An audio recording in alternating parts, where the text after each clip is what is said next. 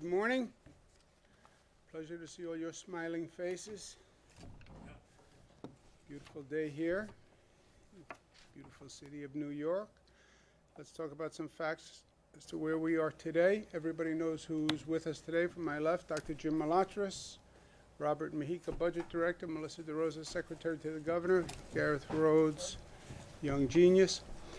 Total hospitalizations down. Great news. 5,187. The net change is down. That's good news. Intubations are down. That's very good news. New COVID cases are down to 246, which is actually lower than we were when this first started. So we're back to a point earlier than we were when this COVID crisis hit us and we started that spike. So that's really good news. The number of deaths, 105. That's terrible news. Relatively, it's better than it has been. Still 105 families who are grieving today, and they are in our thoughts and prayers. But you see the overall trajectory of this situation, March 20th to May 20th, been a period of time that will go down in history. A lot of pain, unique period, but we got through it. We got through it. We got over the mountain, literally and figuratively. We're not talking about reopening across the state. We're doing it region by region. Rockland County today is eligible for elective surgery and ambulatory care. When we open up for elective surgery in the hospital system, it means we have the hospital bed capacity. One of the mad scramble, if you remember early on, was to make sure we had enough hospital capacity because the projections were we would need double our hospital capacity in this state. So we stopped elective surgeries. Opening up elective surgeries means we have hospital capacity. When we reopen a region, we start to reopen a region, there will be increased activity. More people are coming out. That does not necessarily equate to an increase in the number of cases. It does not have to be that increased activity means more cases. It tends to be true, but it doesn't have to be true. You can have more activity, and if people take the right precautions, you don't necessarily need to see a rise in the number of cases. And none of this is preordained. As you increase activity, what will happen is a function of what we do. And that's not just rhetorical. If you tell me how New Yorkers react with increased activity, I will tell you what will happen to the infection rate. It literally depends on what we do. And everyone has a role to play as we go forward. You reopen shops for curbside retail. How do the shopkeepers, the retail owners, how do they perform? How do the employees perform? How do the employers who have people coming back perform? And probably most importantly, as individuals, how are we acting and how are we performing? Are we maintaining social distancing, etc.? Of all the bizarre things we've gone through, this fact is probably one of the most important facts to me. Logic would have suggested that first responders would have had the highest infection rate, right? Just common sense.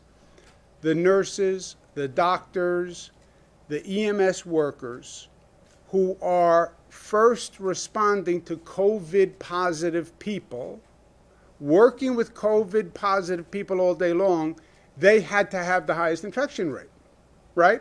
Just logic. Think about those emergency rooms. People working 12, 14, 16, 18 hours a day with COVID positive people. They must have had the highest infection rate. NYPD, first responders, fire department, they must have had a higher infection rate. the first responders, the frontline workers, wind up having a lower infection rate than the general population in that area. How can that possibly be? Because the PPE works. Those masks work. We've literally tested all the frontline workers, transit workers. They're driving the buses. They're encountering hundreds of people a day. They're driving the trains, subway system, on stations, in cars. Healthcare workers, nurses, doctors, hospital staff, NYPD, fire department, correction officers in state prisons with a congregate population, state police office of court administration. They all have a lower percentage than the general population. Now, it's good news for the frontline workers, and we were all worried about what they were doing. But there's a message for all of us, which is that the PPE actually works. The mask is not just a social symbol, right? This is not do it because we're asking you to do it. The surgical mask, this mask, is the same thing that is given to the frontline workers. They're not using anything different. If it reduced the infection rate for them, it will reduce the infection rate for you. But you have to wear it. Now, we say that employers must provide this to employees when they go back to work. If they do not get one, employees should call this number and report an employer who is not operating with the right precautions. Also, we're starting our tracing operation, and this is totally new. A person who tests positive, the tracers will then contact that person and ask who they may have exposed. And you could get a phone call following up on this tracing information, saying you were with John Smith last night. John Smith is now positive. You may want to be tested. On your telephone, if you have one of the new fancy phones, which I do not, it will come up NYS contact tracing. You should answer that call. It's not a hoax. It's not a scam. It's not a fraud. That is an official message saying New York State contact tracing is calling. So if you get that message, take that phone call. It's for your health. It's for your family's health. Small businesses are struggling. The numbers of small businesses that they're projecting may not come back are really staggering. We're trying to do everything we can on a state level. I hope the federal government passes an additional small business relief program. But we are extending the sales tax filing. We extended it from March 20th to May 19th. We're now going to extend it to June 22nd. We understand that they have financial issues, obviously. So the state is doing everything that they can. On schools, we adopted a statewide policy for our schools. May 1st, we announced K-12 and college would be closed for the rest of the academic year. Schools obviously pose risks. They're places of gathering. They're on buses. They're in classrooms. How do you reduce density in a classroom? How do you reduce density in a cafeteria, on a school bus, etc.? How do you get children to wear masks? And we have another development that we're tracking, which is the COVID-related child illness. Ms. Russo's done great work on this. I believe, and I've said this from the start, this did not present as a COVID situation because it's not respiratory. And we were told early on that children are not affected by COVID, and that was one of the pieces of news that actually reduced anxiety early on. We're now starting to see that children who test positive for COVID or test positive for COVID antibodies are developing these inflammatory symptoms. Inflammation of the blood vessel, inflammation of the heart, but it's quite serious, and we've lost a number of children. New York State Department of Health was the first to really investigate this.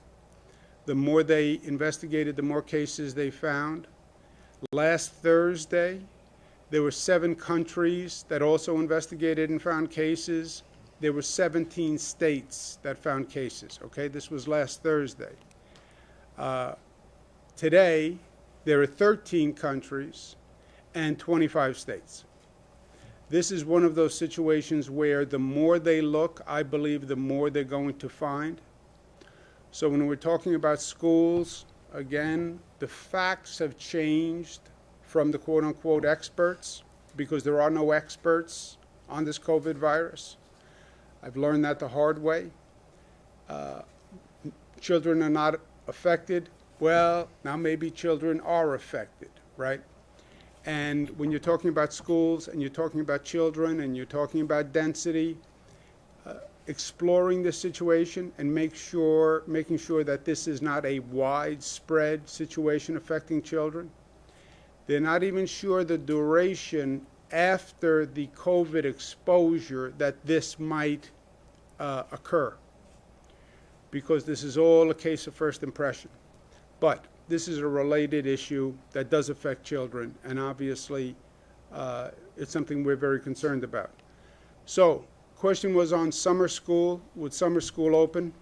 Summer school is not going to open statewide for in-class teaching. It will be through distance learning, and meal programs and child care services for essential employees will continue. As in terms of opening up school for the fall, it's still too early to make that determination. We want to get more information on this inflammatory syndrome. We also want to see how the development for a treatment, a vaccine proceeds. We will issue guidelines beginning of June on what schools would need to do to come up with a plan to prepare to open. The schools will do those plans. They'll provide them to the state in July. The state will approve those plans or not approve those plans in July, all in preparation for an opening in September. But again, we don't want to make that decision until we have more facts. And as the facts keep changing, prudence dictates that you don't make a decision until it's timely, so you have the most recent facts to make the decision. We're coming up to Memorial Day weekend. Downstate beaches that are open tomorrow: Jones Beach, Sunken Meadows, Hither Hills, Robert Moses. They're on Long Island. Those beaches open at 6 a.m. They close at 9 p.m. Swimming is allowed from 9 a.m. to 5 p.m. And there's Lake Welch Beach in Harriman State Park. Just a note on these beaches. There are certain rules on beaches that are operating, primarily 50% capacity and then social distancing on the beach. No contact activities, obviously. Social distancing will be enforced. Masks are required to be worn when social distancing isn't possible. But there is such a demand in the New York City area to get to a beach, to get some respite. It's Memorial Day weekend. People want to get out of their homes. 50% capacity. Those beaches may reach capacity at 10, 11 o'clock in the morning. So that's something to take into consideration. I'm a Queens boy. It's a ride to these beaches. And you don't want to take that ride and get all the way out there and find out the beach is already closed. Again, this is a first time for all of us, but 50% capacity with this pent-up demand, those parking lots will reach capacity very quickly. So take that into consideration when you're making your plans. This week is National EMS Week, and it's a time to thank the EMS workers who just were on the front lines and did a magnificent job. Some of them actually gave their lives to this, and we are all very, very grateful to them, the EMS workers as well as all the frontline workers. But to those who we lost in this battle, and it was a battle, it is a battle, we want to say a special condolences to their families. Really, everybody knew. They knew what inferno they were running into, and they ran into the fire for us. Everybody knew COVID-19 was dangerous, but they didn't stay home. They didn't call in sick. Some people volunteered to come from across the country to help us here in New York, and they lost their lives. We should remember that. And when we're in the midst of this now, when we get a chance to reflect on what has been done here, what we've gone through, and how people reacted, Winston Churchill, never was so much owed by so many to so few. COVID-19, it could kill you. Everyone stay home, except the frontline workers and essential workers. We need you to go to work. Well, I thought you just said COVID-19 could kill me. Yes, but you have to go to work anyway. And they did. And they did. Hospital workers, NYPD, fire department, EMS, grocery store, workers, delivery boys, delivery women. They showed up. God bless them. God bless them, and we thank them. Questions, comments? There's a number of summer camps, at least that are sleepaway, that have already made a kind of decision to close for the summer, that they can't safely reopen. In terms of day camps, is that a different standard, or are you going to have information about whether or not some of them can go forward and open? I know that we're fast approaching a deadline on schools, both for summer school in September, but what about camps? Yeah, do we have a deadline for camps, day camps? The issue with day camps is guidelines were prepared, as the governor mentioned, with the new COVID-related illnesses in children.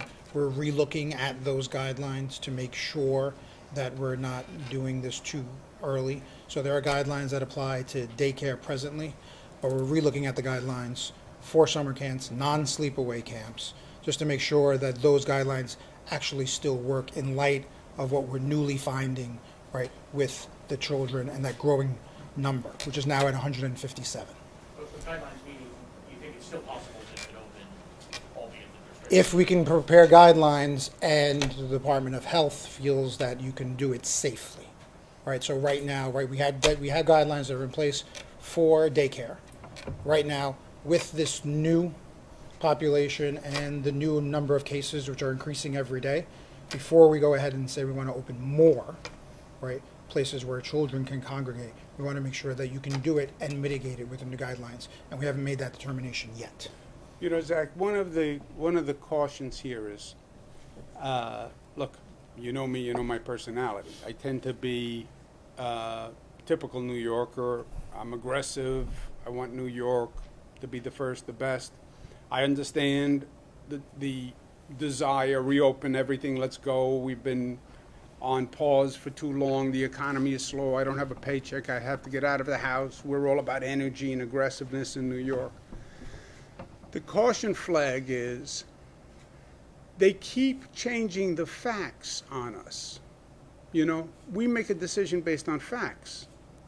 But then the facts change, and you revisit the same decision with a different set of facts, and it's different. Well, if you get this disease, you have antibodies, and then you're immune. Okay, so let's plan that all the people who test positive for antibodies, they can be the workforce that goes back safely because they can't get infected again. They can't get reinfected. That was the fact they gave us. So we test, that's why antibody tests came up. That's why there was such a demand. We do the antibody test. You're positive for antibodies. You're cleared to go back to work. Okay. Hold on. We're not sure about that anymore. Well, what do you mean? You said if they had the antibodies, they were immune. Yeah, but now we're not so sure. Okay. New set of facts. Children are not affected. Okay. Let's see what we do about camps. Let's see what we do about school. Hold on. Children may be affected. This inflammatory syndrome is more frightening than COVID respiratory illness in some ways. because it inflames the heart. Well, we know it exists. We don't know how widespread it is. But the more we look, the more we find it. And in 1 week, we double the number of countries who now found it, and we double the number of states. What do you do about summer camps?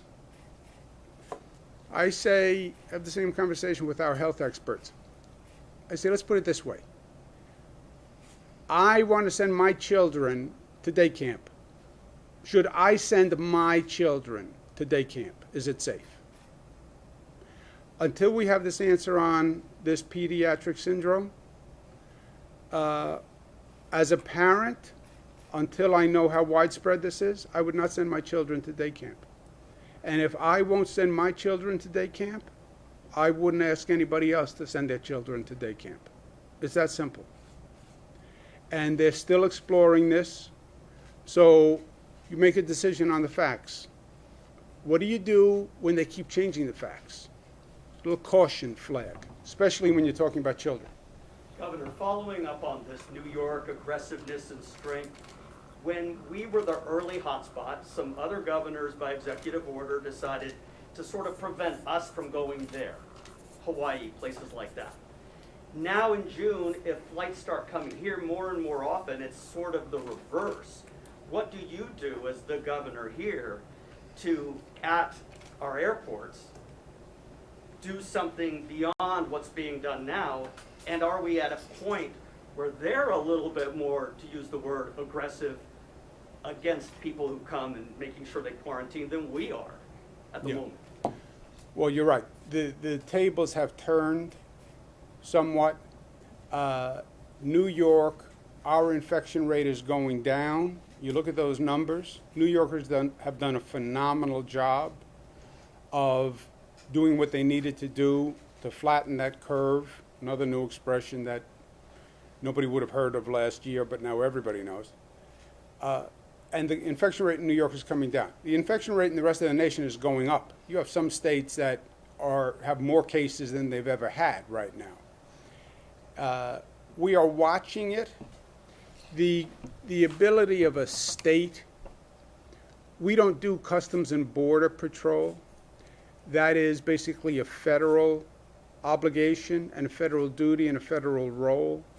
They do all the clearances of people coming in at airports. We administratively operate the airport through the Port Authority, but it's federal law and federal agents that can stop people from coming in, that can quarantine at an airport.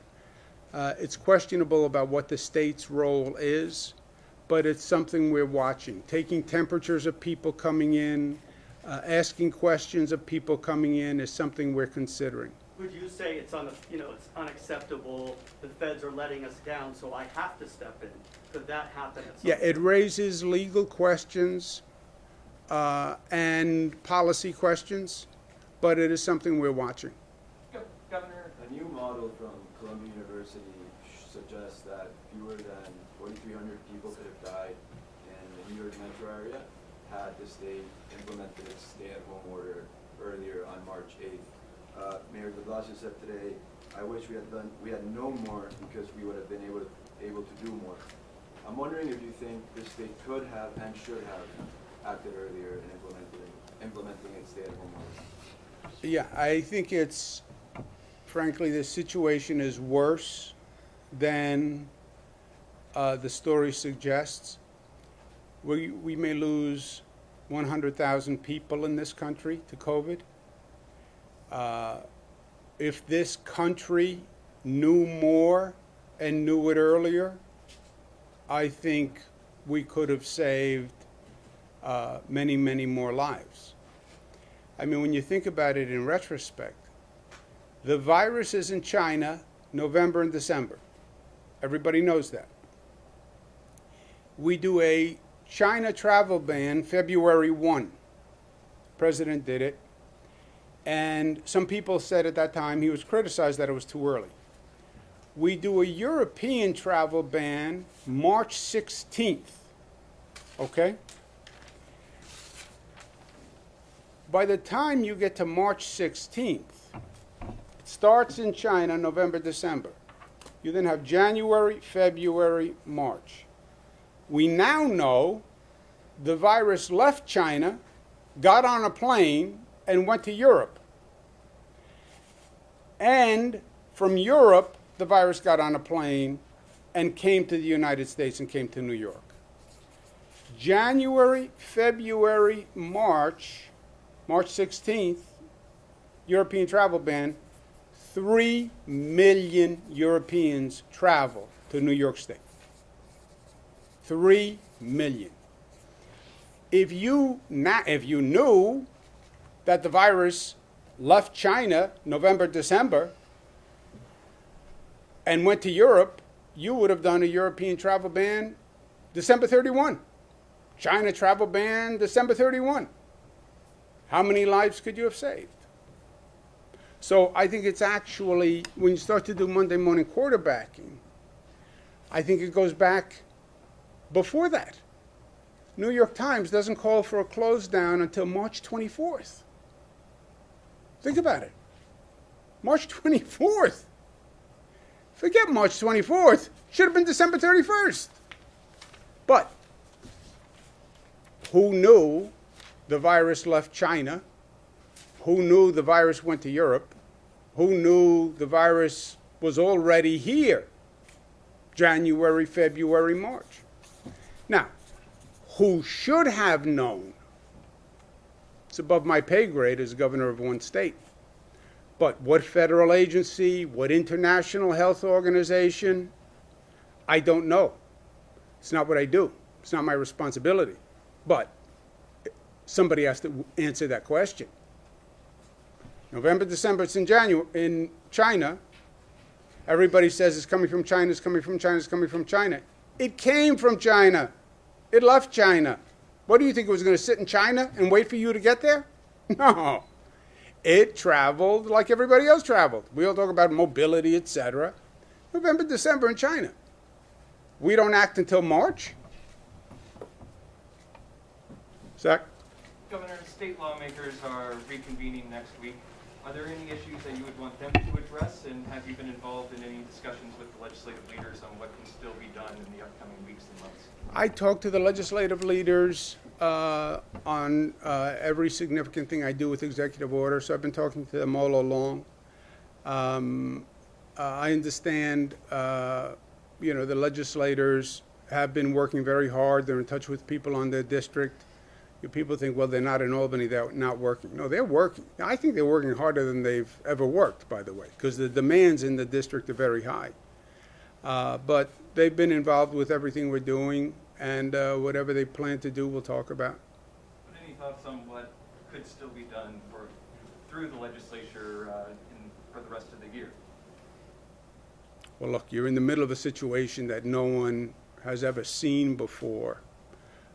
So the range of what you could do is almost limitless. The question is, what do you want to do and what can you do, right? We're waiting for Washington to act. We're desperate for Washington's action. If Washington does not provide federal relief, because we have such a big deficit, I want to make sure New Yorkers know what will happen. Washington's far away. What difference does it really make? It's all politics. This legislation makes a difference.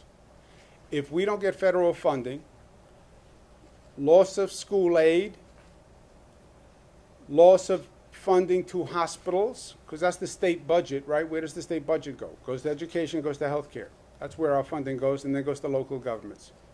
Loss of school aid, loss of hospital aid, loss of funding to local governments, that's police, fire, first responders. What details on cuts come out in the upcoming weeks then?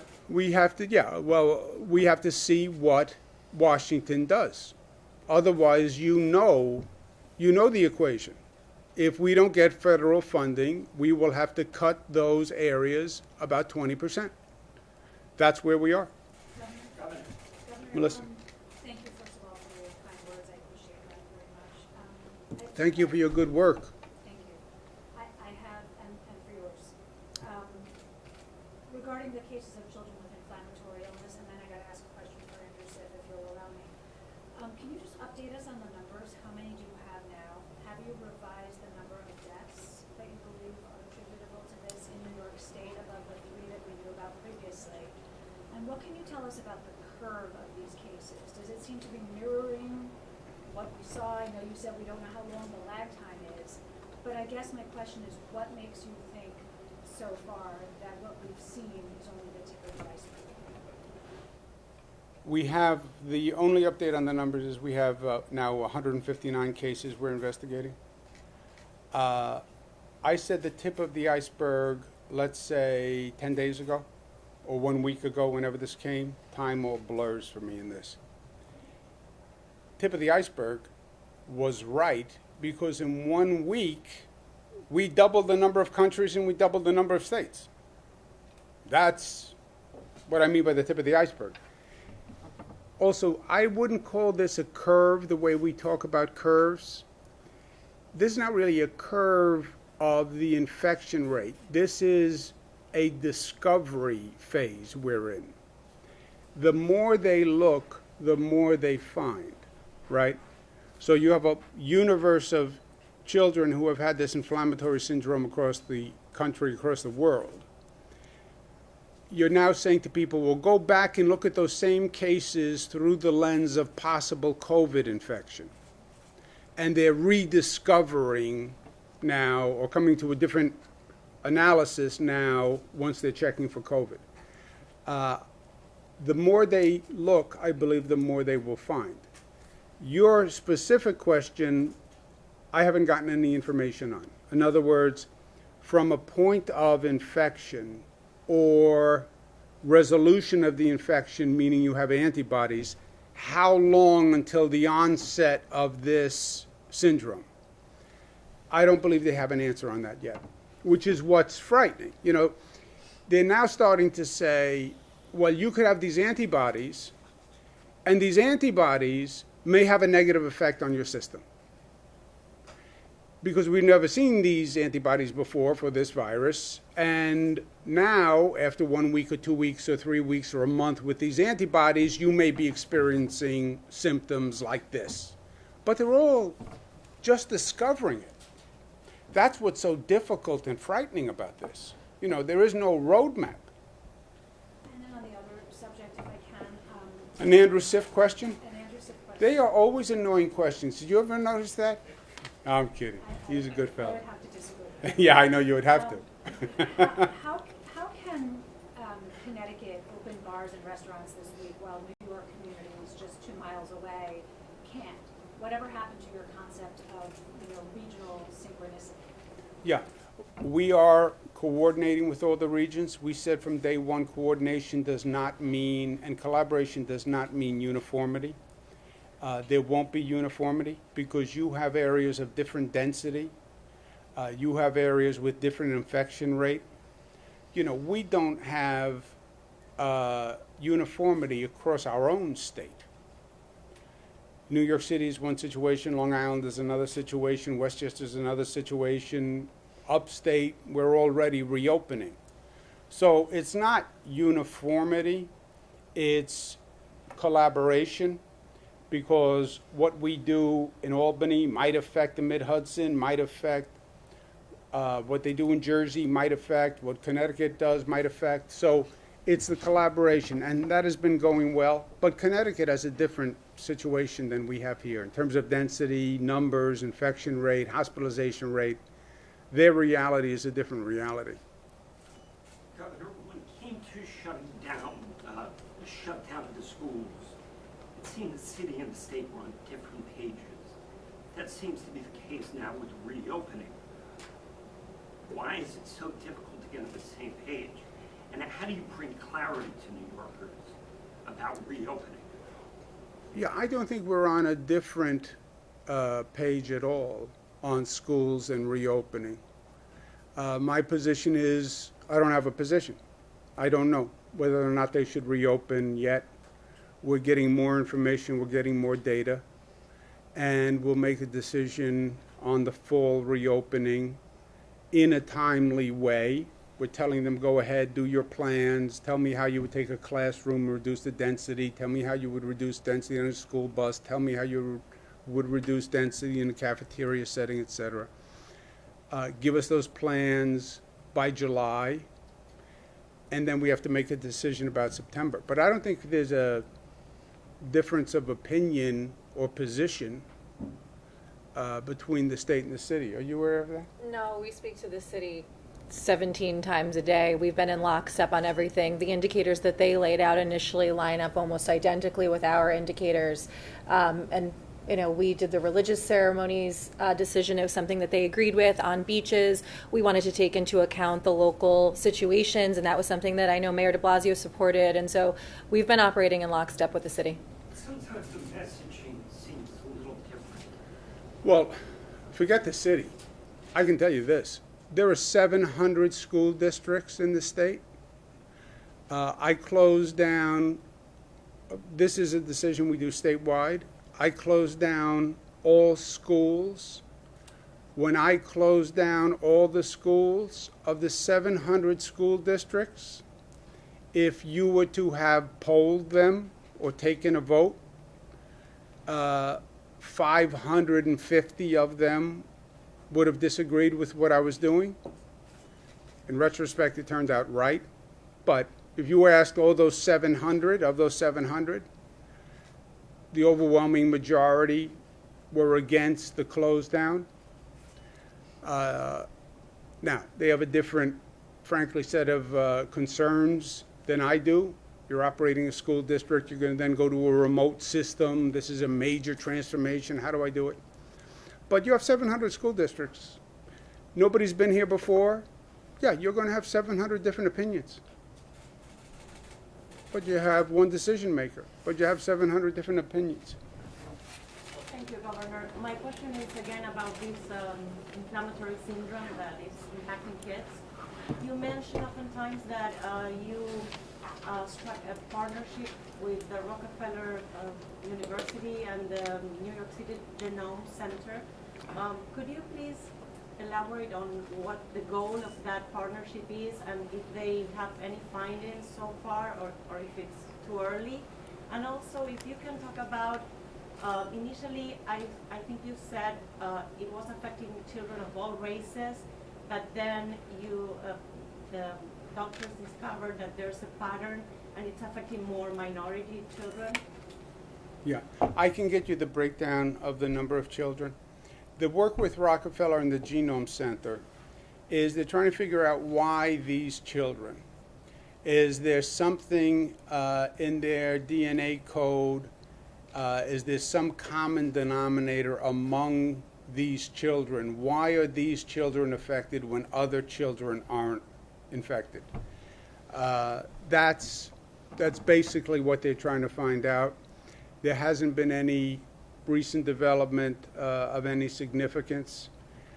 This kind of research tends to be time intensive, but they're trying to figure out what it is and why is it, and are certain children more at risk, because the initial finding is so broad. It goes from less than 1 year old, a child less than 1 year old, to 18, 19, 21 years old. That's a big range, male, female. Now it's countries all across the globe. So they're trying to they're trying to narrow the universe to see if there's some common linkage, genetic or otherwise, among these children. But they haven't found anything yet. I can get you the most recent breakdown of the cases that we have in New York. We can get you that today. Last question? So I just wanted to ask on the premise of reopening. So New York City food lines are growing, businesses are shutting up, and Mayor de Blasio is saying that we have to reopen by early to mid-June. Did you discuss this with Mayor de Blasio, or is this news? And also, how much longer can New York City be closed? Just considering the dire situation, financial situation for many people. Yeah, look, it's a very, very difficult place to be, right? You have financial stress, you have personal stress. On the other hand, you have the possibility of hospitalization or death, right? So there is no good choice here. And we want to find the route that gets us between the two. We don't want financial ruin, but we don't want death either, right? So that's the balance we're trying to find. Well, how do you find that balance? You do it on the science, and you do it on the data, and you do it on the numbers. What's the infection rate? What's the hospitalization rate? What's the death rate? And find that path through the middle using the data.